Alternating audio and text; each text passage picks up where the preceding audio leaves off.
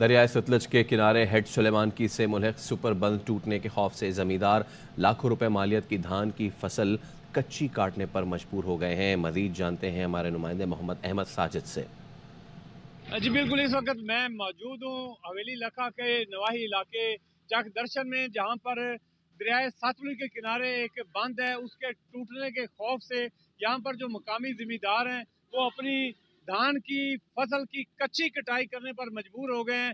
میرے ساتھ کچھ متاثرین سیلاب زدگان جو ہیں وہ موجود ہیں۔